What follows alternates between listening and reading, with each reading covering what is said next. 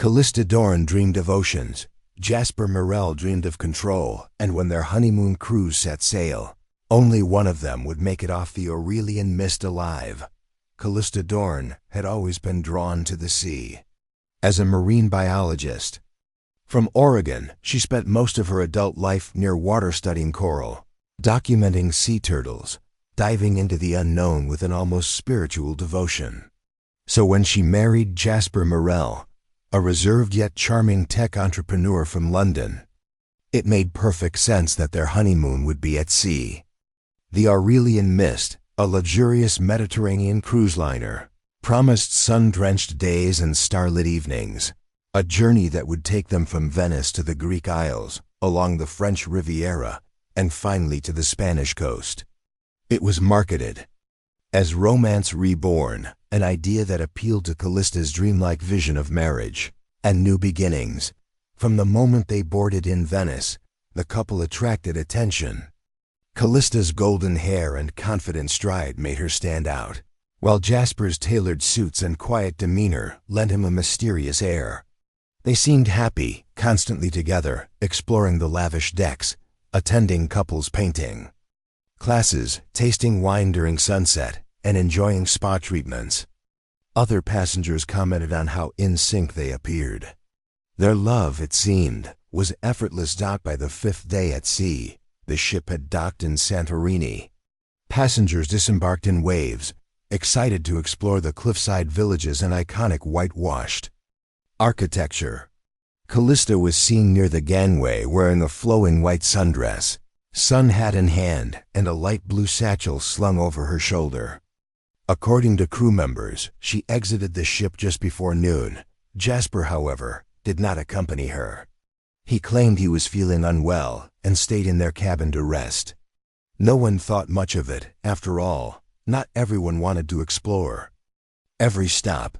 When the final boarding call echoed through the ship around 6 p.m., there was no sign of Callista. At first, no one noticed. With over 2,000 passengers and crew, it wasn't uncommon for people to be late returning, and the ship had protocols for that. But when the ship's roll call indicated a missing passenger and Jasper confirmed his wife hadn't returned, the tone changed. Security began a sweep of the vessel to ensure she wasn't already aboard. The announcement for her name was repeated over the loudspeakers. Calls were made to the local port authorities in Santorini, who began scouring the small island. Hotels, cafes, beaches, even hiking trails were checked. But there was no trace. No one reported seeing her after she had supposedly exited the ship. Local CCTV footage captured many tourists, but Callista did not appear in any of the clips provided. Strangely, the cruise ship's own gangway surveillance, the camera that monitored passengers entering and exiting, did not show Callista leaving at all. Her image never appeared in the recorded footage, raising the first red flag. Either the camera missed her somehow, or she never left the ship to begin with. Captain Luco Barron made the rare decision to delay the ship's departure by 12 hours, allowing a more thorough search both on shore and on board. Jasper, pale and stoic, stayed mostly in his room, emerging only to answer questions from the ship's staff and local police. He provided the same story each time. She went off alone. She needed space. She'd promised to be back before dinner. By morning, with no new developments, the Aurelian Mist resumed its course toward its next stop. Passengers whispered theories. Some believed she had run away. Others speculated she'd fallen from a cliff or met with some local danger. A few thought it was more sinister. The cruise, once filled with joy and laughter, now carried a heavy silence, as if the sea itself held its breath. What was meant to be a dream honeymoon had shifted into something chilling. Callista Dorne was missing. No evidence, no answers, only questions and an open horizon. When the Aurelian Mist reached the port of Barcelona 3 days later, Spanish authorities were already waiting at the dock. Callista Dorne had now been missing for 72 hours. The cruise ship had sailed on under the shadow of confusion and quiet dread. Passengers continued their scheduled activities, but the mood had undeniably shifted. The laughter had dulled, the music felt distant, and a subtle tension lingered in the corridors. Her disappearance wasn't a simple case of someone getting lost on shore. It was beginning to look like something more serious. Detective Aurelian, a well-respected investigator from the Barcelona Municipal Police, came aboard with a small team. They began their inquiry immediately, interviewing crew members, reviewing the ship's logs, and requesting access to surveillance footage from the day Callista was last seen. One of the first things they noted was the contradiction between what Jasper Mirell claimed and what the ship's systems recorded. According to Jasper, Callista had left the ship around noon in Santorini and never returned. But there was a troubling absence of evidence to support this. The gangway surveillance cameras had no record of her ever leaving. It was a comprehensive digital system. Every passenger's exit and return was logged using their personal cruise ID cards.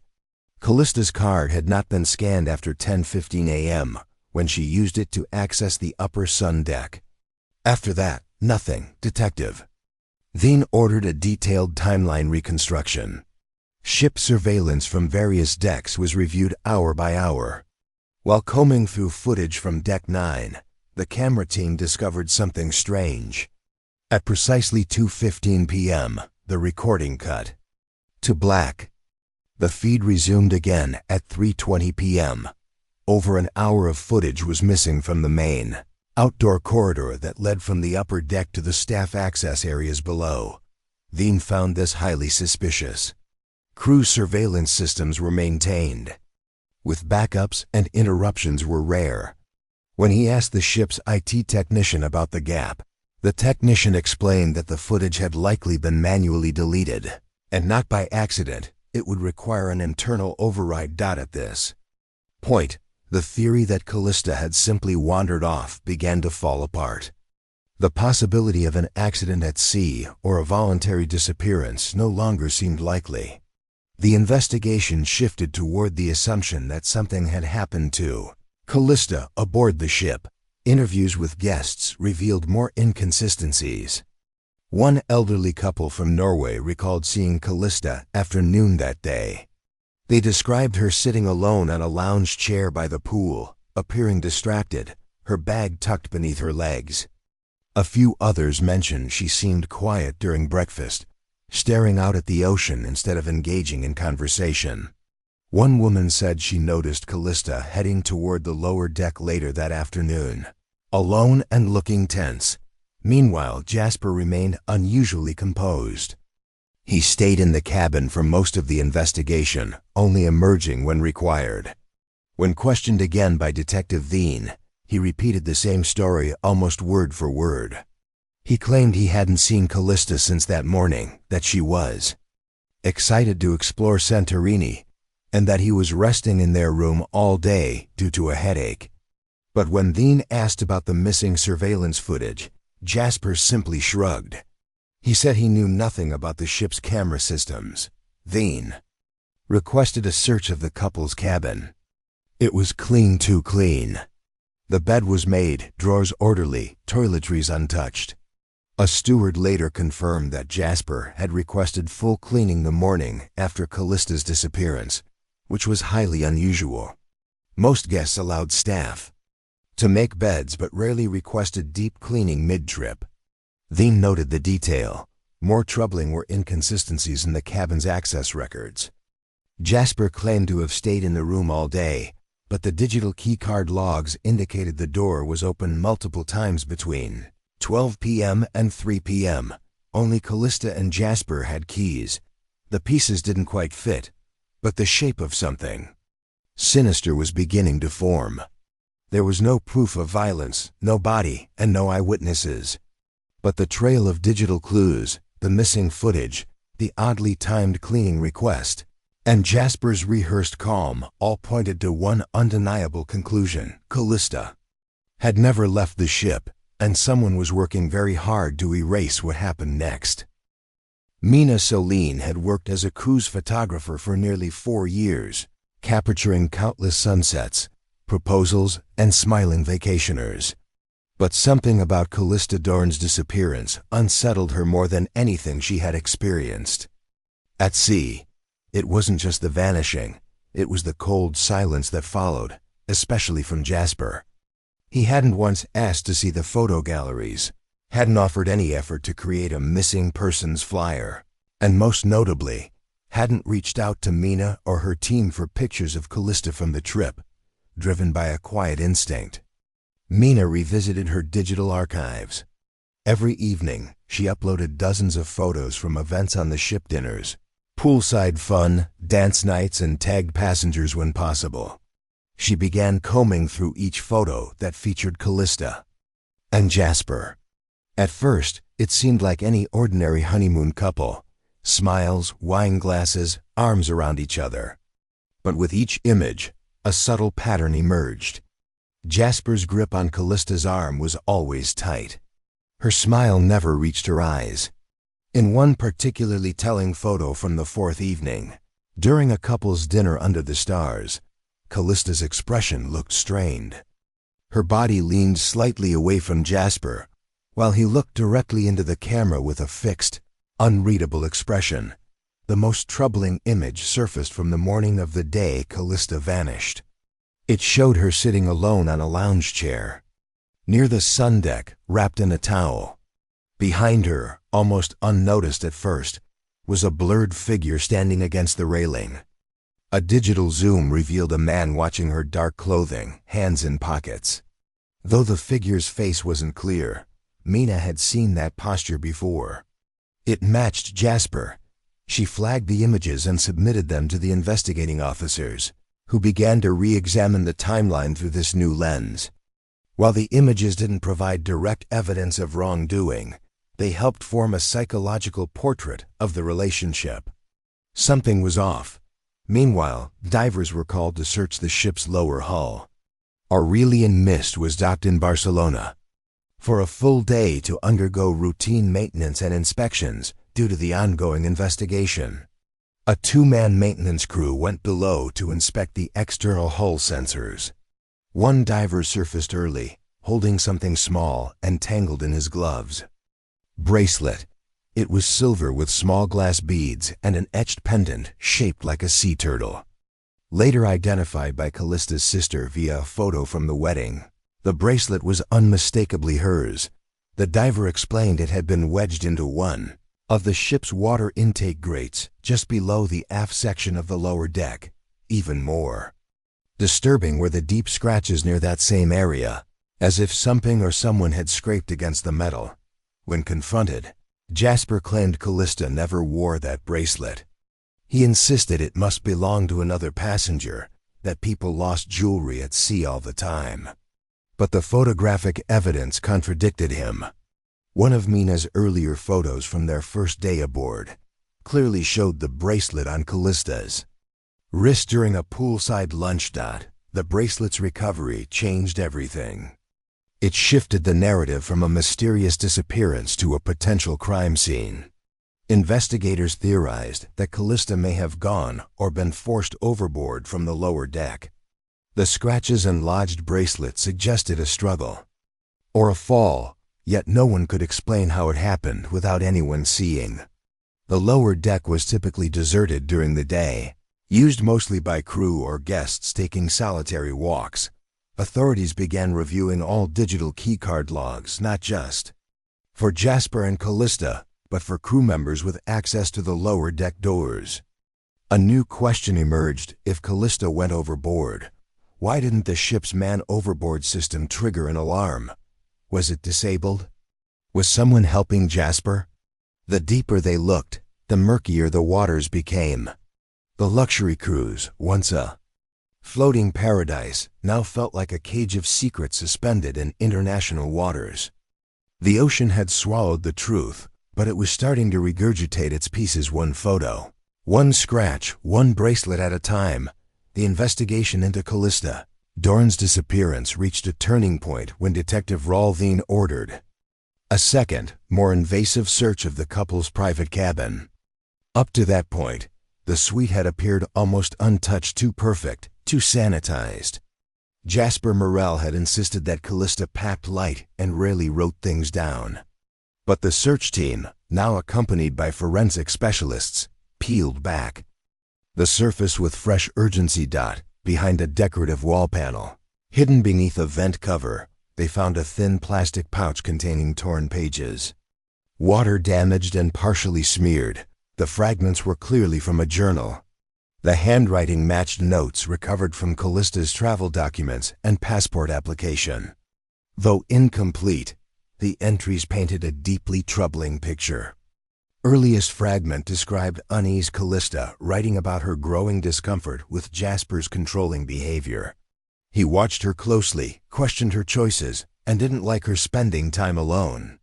One page hinted at a private argument they had on the second night, where Jasper allegedly told her she belonged to him now. Another entry, dated 2 days before her disappearance, was underlined repeatedly. He says no one would believe me. That if I vanished, people would just assume I drowned. These notes cast a long dark shadow over Jasper's version of events. The idea that Callista had walked off the ship voluntarily, or met with a random accident in a picturesque Greek town, no longer held weight. Detective Veen broadened the scope of the investigation. He obtained a warrant to explore Jasper's financial records, and what he found further rattled the foundation of Jasper's innocence. Just 2 weeks before the wedding, Jasper had purchased a $2.5 million life insurance policy on Callista. He was the sole beneficiary. While it wasn't inherently suspicious, wealthy individuals often take precautions. It raised alarms given the timing and the abruptness of her disappearance. The most damning discovery came from the ship's maintenance logs. A crew member recalled Jasper requesting urgent window cleaning of their suite just hours after Callista was reported missing. The request was unusual, especially at 6:30 a.m., before the sun had even risen. The cleaner, a young Romanian worker named Emil, had remembered it because of the urgency and the fact that Jasper had tipped him generously in cash, something rarely done for simple housekeeping services.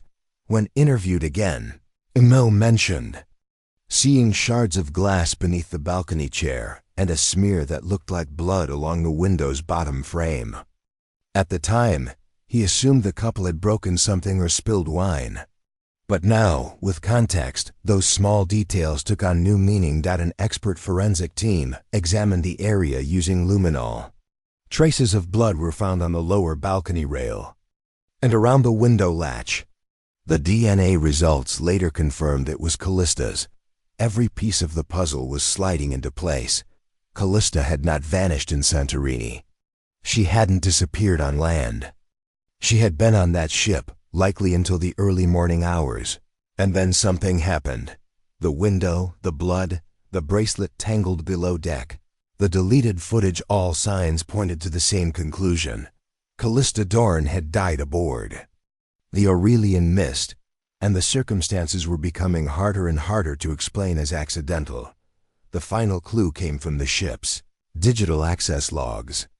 At 2:41 a.m., the couple's suite door opened.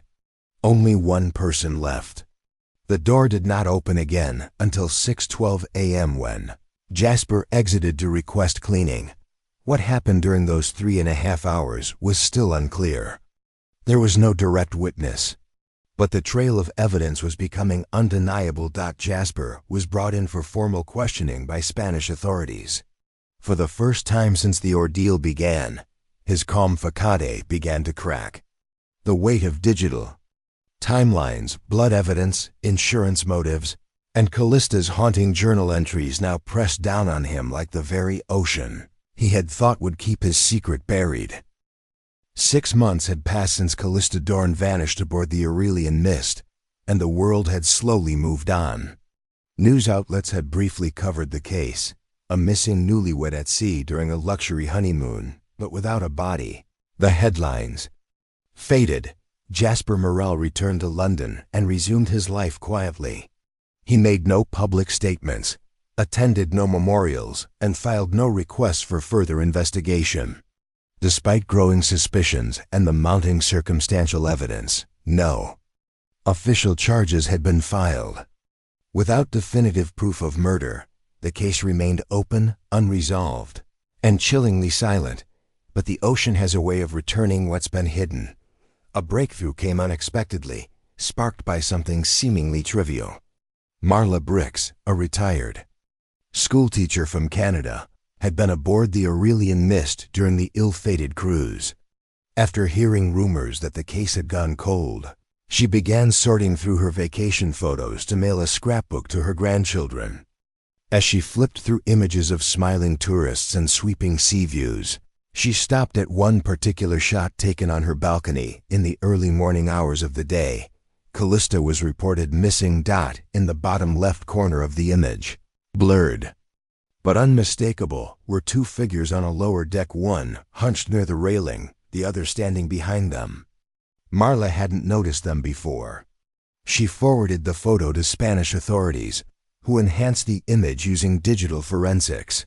Though grainy, the photo's timestamp placed it at 2:57 a.m. The larger figure's posture matched Jasper's tall frame and distinctive slouched shoulders. The smaller figure appeared to be Callista, recognizable by the white robe she was known to wear. The significance of the image was immediate. Until now, investigators had only theories and fragments of evidence. This photo, while not perfectly clear, placed both Jasper and Callista on the lower deck during the precise window when she had vanished. The figure behind her appeared to be holding something long and narrow, possibly a rope or belt. Though it didn't show the act itself, it confirmed proximity and potential opportunity. It redefined the final hours of Callista's life. Encouraged by this new lead, Detective Aurelian dug deeper. He re-interviewed a maintenance worker named Felix Vero, who had initially dismissed his knowledge of anything unusual. Under renewed pressure, Felix confessed to something he had hidden.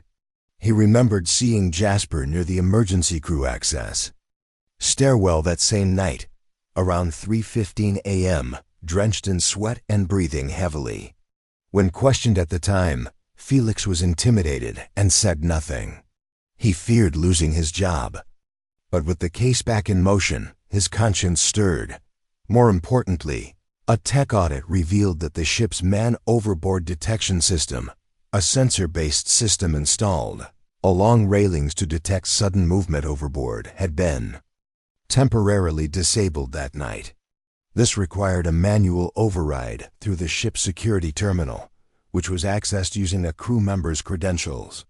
Upon further investigation, it was discovered that the credentials had been used from the guest access terminal, suggesting a deliberate effort to disable the system using stolen login details. The authorities moved quickly. An international arrest warrant was issued, and Jasper Mirell was taken into custody at a private villa in Lisbon, where he had been living quietly under a different surname. He was charged with premeditated murder, obstruction of justice, and evidence tampering. The trial unfolded in Spain, where the ship had last docked with confirmed evidence. In court, Callista's final journal entries were read aloud. The image captured by Marla Brix was presented. The bracelet, the blood, the window cleaning, the deleted surveillance all wove a chilling narrative. A marriage that began with promises had ended in violence, hidden beneath luxury and sealed in silence. Though Callista's body was never recovered, the court found Jasper guilty beyond reasonable doubt. He was sentenced to life imprisonment without parole. For the world, it was a reminder that even in paradise, danger can hide behind the calm. And sometimes the sea doesn't need to give back the body, just enough of the truth to make justice rise.